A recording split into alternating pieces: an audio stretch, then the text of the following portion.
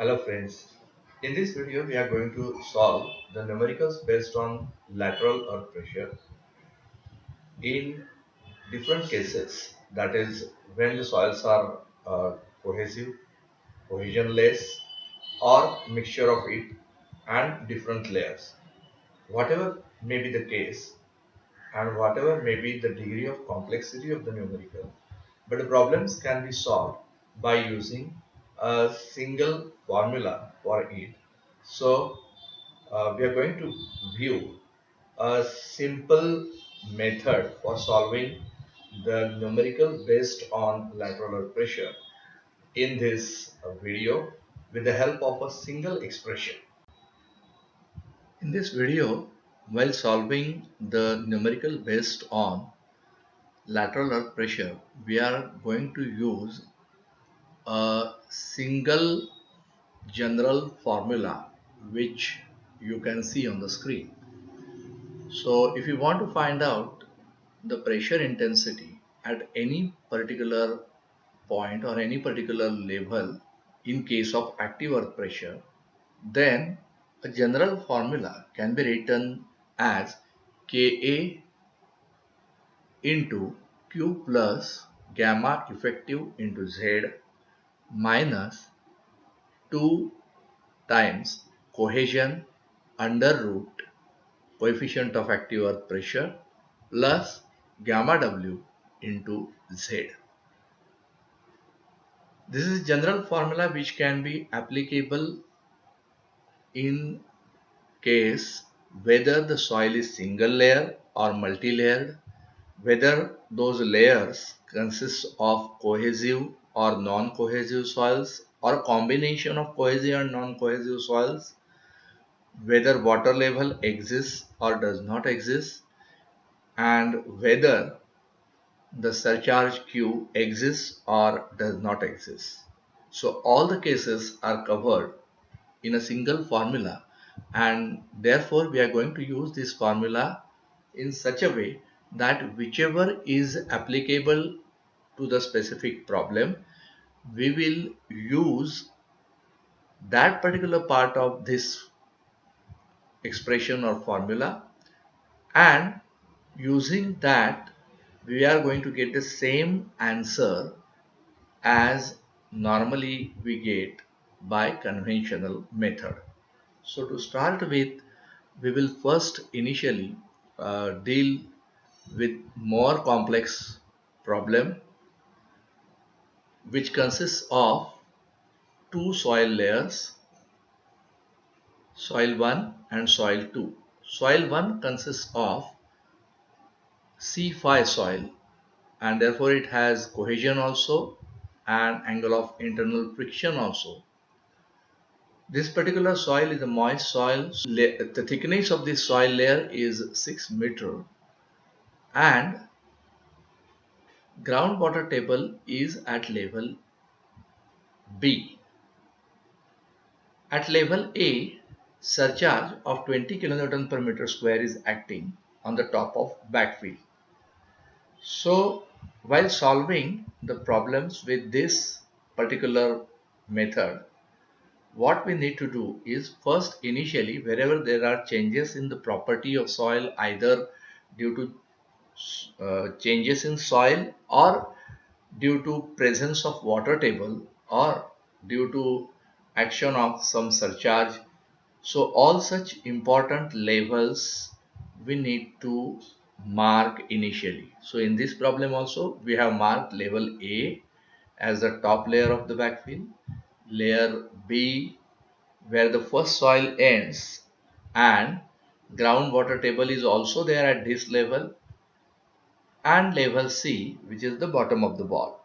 Now in this case, suppose let us consider this groundwater table would have been intermediate somewhere here, then that would have become level B, this would have become level C, and then this would have become level D.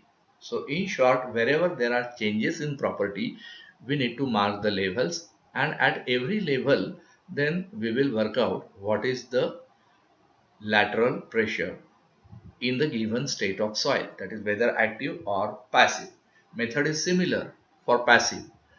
In this numerical, we will see how to solve and get the lateral earth pressure in case of active state. So let us go to the calculations. It is always better to have calculations in tabular form so you don't miss anything. And as we are seeing here, there are two types of soils. The soil 1 is C5 soil, but soil 2, which consists of 8 meter thick, is having only 5 value. That means it is cohesionless soil, and groundwater table being at level B, that is at the top of bottom layer. Therefore, the unit weight of saturated soil is given to us, and we need to find out the submerged unit weight from this. So submerged unit weight is equal to gamma sat 20 minus gamma W 10 kilonewton per meter square. So submerged unit weight of soil for layer B to C is 10 kilonewton per meter cube, which we are going to use in our calculations. Now let us come to the calculations. So level A, point A, when we mark expression for lateral earth pressure. Now this general formula, how to make applicable, we will see. This is a general formula, in which case at level A there is no water. So we will drop the last part of the formula and we will take only these two parts. And as this is for layer 1, so we will take Ka1 in at these two places in this formula. Similarly, the value of C for the top layer we will take, and gamma effective. So whatever is the gamma effectively existing, that we need to take. So here in this case, water table is not there, so gamma effective becomes gamma B, and Q surcharge is given to us. So first two components out of the three components of the formula are applicable at level A. So we will write down the formula for level A, that is Ka1 into Q plus this gamma is gamma B into Z minus 2C into root Ka1. So from A to B, anywhere at any particular level, if you want to find out the lateral earth pressure, we can apply this formula. Now Z at A is 0, therefore Ka1 for phi equal to 50, coefficient of lateral earth pressure in active state is 0.132, which we have mentioned here for Ka1.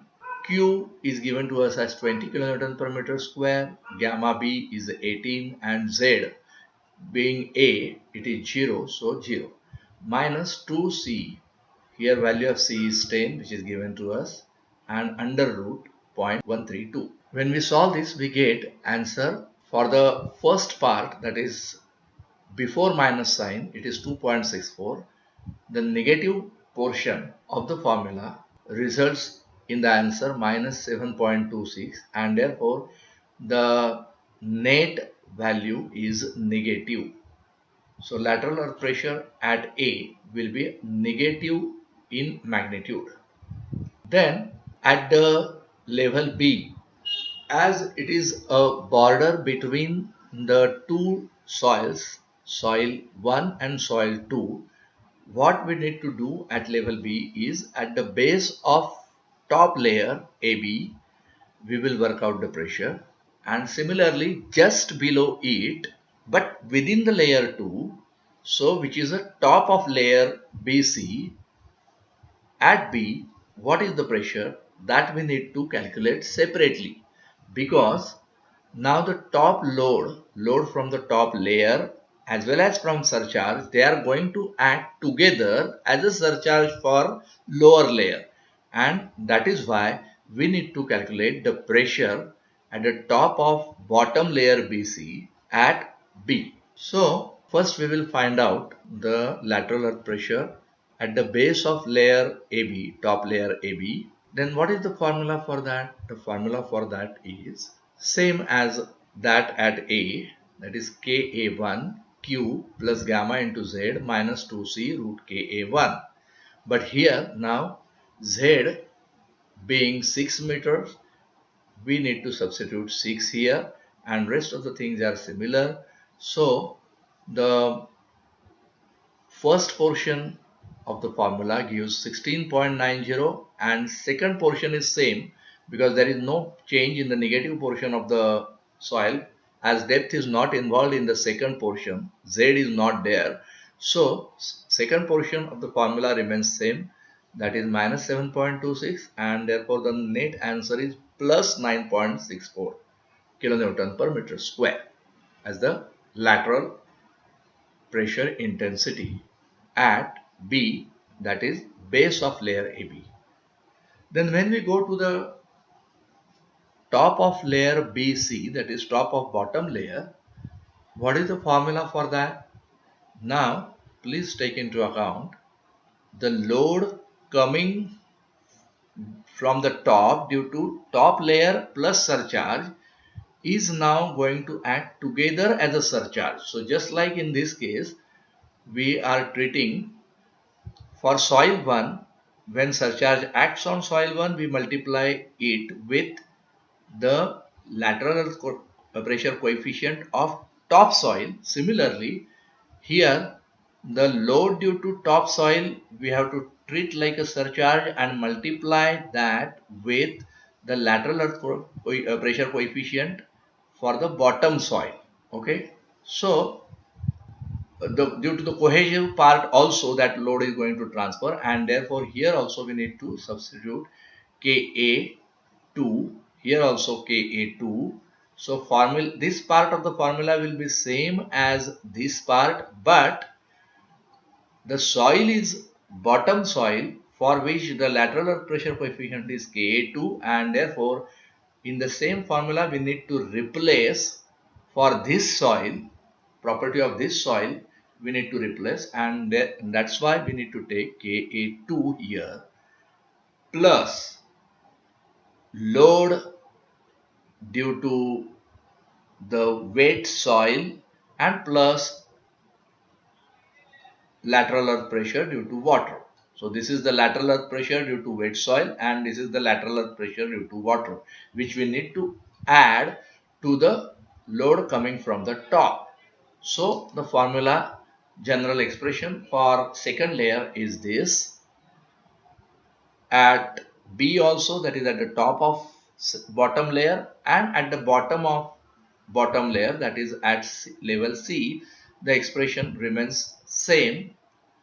Only here at the top of layer B, the Z, because layer starts there at B, so Z being 0, only the load coming from the top will exist and there will not be any load, lateral load due to the bottom soil or water, because water level is at the level B itself, so there will not be any lateral or pressure due to water. Sorry, lateral pressure due to water. Then individually, when these terms are calculated, the first term of the expression yields 27.78, that is due to the upper load due to surcharge and soil when multiplied with lateral earth coefficient of second layer, bottom layer, it gives us 27.78 minus cohesive part when taken into account with respect to lateral earth coefficient of bottom layer, that yields minus 9.32, and plus the level B where the layer starts and water level is also at that layer, so load lateral earth pressure due to the soil or water is 0 and 0 respectively. The total therefore comes 18.46. Then when we go to the level C, the first two portions of the expression, first two components of the expression which are coming from the top, they will remain the same, and then from B to C, whichever wet soil is there, that load is going to act. So if saturated unit weight of that soil is 20, then submerged unit weight we need to calculate as 20 minus unit weight of water 10. So 20 minus 10 multiplied by height 8 multiplied by lateral earth pressure coefficient for second layer 0.217. So that is due to wet soil, that yields 17.36, and then water is there. For water there will not be any lateral earth pressure coefficient. The lateral pressure due to water will be 10 into 8, that is 80. So the sum comes 98.46. After calculating all the lateral earth pressures at the different levels, now let us see how the diagram is going to come. See, this is the diagram for lateral earth pressure distribution, in which case at level A the pressure is negative, so minus 4.51 kilonewton per meter square. All these pressures are in kilonewton per meter square. So at level A the lateral earth pressure is minus 4.51 kilonewton per meter square. It becomes 0 at Z0 depth, and then at level B, that is at the base of layer AB, it is 9 plus 9.64, so which is represented by this particular triangle. Then at the top of layer BC, but at layer B, at level B, the intensity of lateral earth pressure is 18.46 kilonewton per meter square. So this we are going to get by this particular rectangle. So as we are drawing the rectangle in case of surcharge, so this is the surcharge part due to topsoil, and therefore this will be a rectangle, being a surcharge part due to the load which is acting like a surcharge from top, and surcharge of this 20, the resulting effect will be like a surcharge on the bottom soil, and therefore it is represented by a rectangle. Then the next part, if this is 18.46 net, 27.78 minus 9.32, that is this particular part is 18.46, so that will remain same throughout the height of 8 meter, and plus this particular part, third part of the expression, which is due to the lateral pressure due to wet soil from B to C, which is acting on the wall, that is third part, which is 17.36. Normally it is better to show the water pressure distribution separately in order to avoid the confusion, and therefore it is plotted here, just connecting to each, touching to this. Separate water pressure diagram is plotted, but at the base you will get the intensity, this 18.46 plus 17.36 and plus 80. So total at the base is 98.46. Then let us calculate the depth Z0. Now at depth Z0, the lateral pressure intensity is 0, and therefore for this particular part the formula which was applicable from A to B was this. So by using this formula, Ka1 into Q plus gamma effective Z minus 2C under root Ka1, that will be applicable, which is equal to 0. So substitute the value of Ka1 0.132, here also 0.132, C and strain.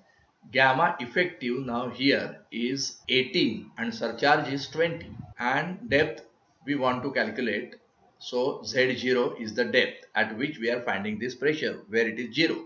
So after solving this expression, we get the value of Z0 as 1.94 meter. That means at 1.94 from the top, the lateral earth pressure becomes 0. In this numerical, I am not actually calculating the total thrust for individual, but you can calculate. I have shown here that if P1 is there, then direction of P1 will be like this, and then P2 direction will be like this, P3 will be like this, P4 will be like this, and the distances at which these individual pressures are acting can be shown on the diagram. If this is the depth Z0, then from apex it is 2Z0 by 3, this much height, plus this height is H1 plus H2 minus Z0.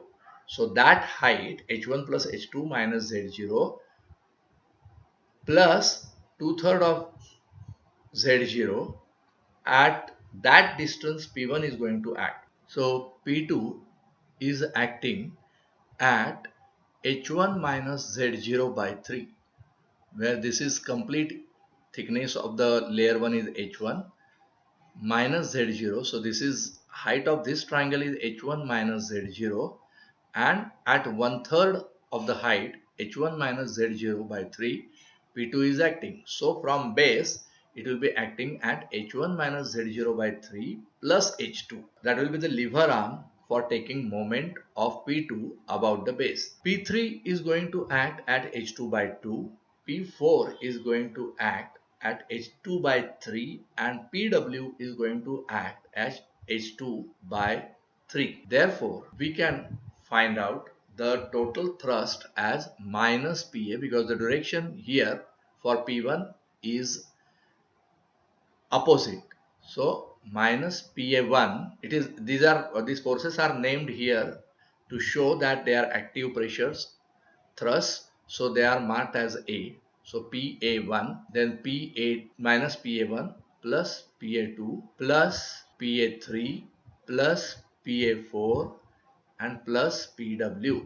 So y bar can be found as Pa1 y1, Pa2 y2, Pa3 y3, Pw yw. That means moment of all the individual forces about the base divided by the total thrust, resulting thrust will give you the value of y bar at which the resultant P is going to act from the base of the wall. Now let us go to the very simple example, and then we will compare the new or alternate method with the conventional method, how it is applicable and whether the results are correct or not if we adopt any of the methods. So our usual conventional formula for this is written again here: Ka into bracket Q plus gamma effective into Z minus 2C under root Ka plus gamma W into Z. Wall is a simple wall, single layered soil, cohesionless, angle of internal friction is 28, so Ka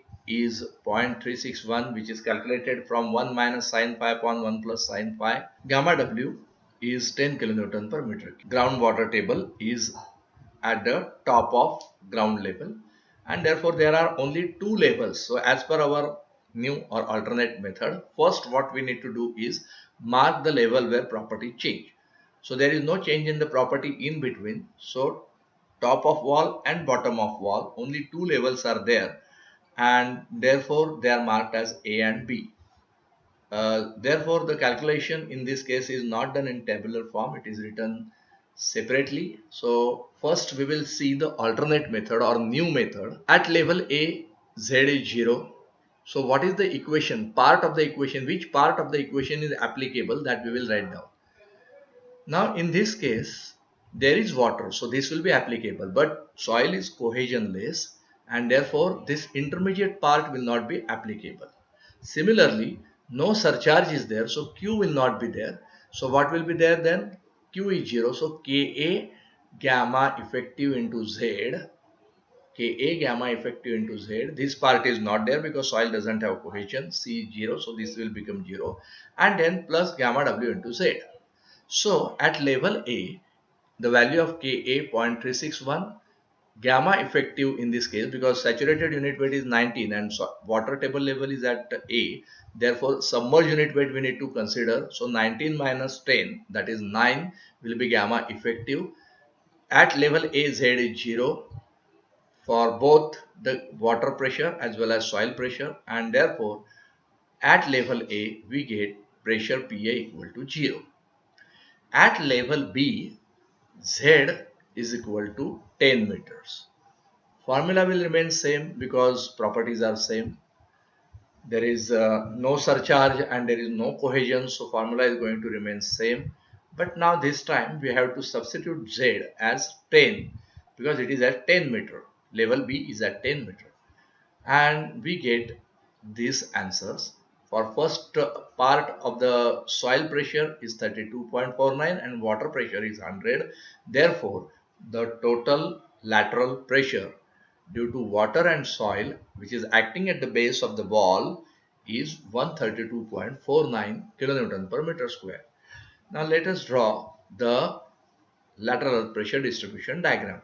It will be simple like this. This is due to the wet soil and this is due to the water. Okay. Now let us see by our conventional usual method what is the answer. So conventional method PA is equal to K gamma effective. This part is K gamma effective into Z, that is K gamma sub into Z plus gamma W into Z. So gamma effective is 19 minus 10.361 and therefore 32.49 plus 100, that is 132.49, that is the same as this. So whether you are doing by conventional method or by alternate new method, the answer is same. But in this case you need to remember the formulae individually and form for the cases. In that there are chances of making any error, but in this general formula all the cases are covered. So just you need to mark the levels of the soil where the properties are changing, and at each level whichever component is applicable you take that, which is not applicable you drop that, and then find out the lateral or pressure at that particular level.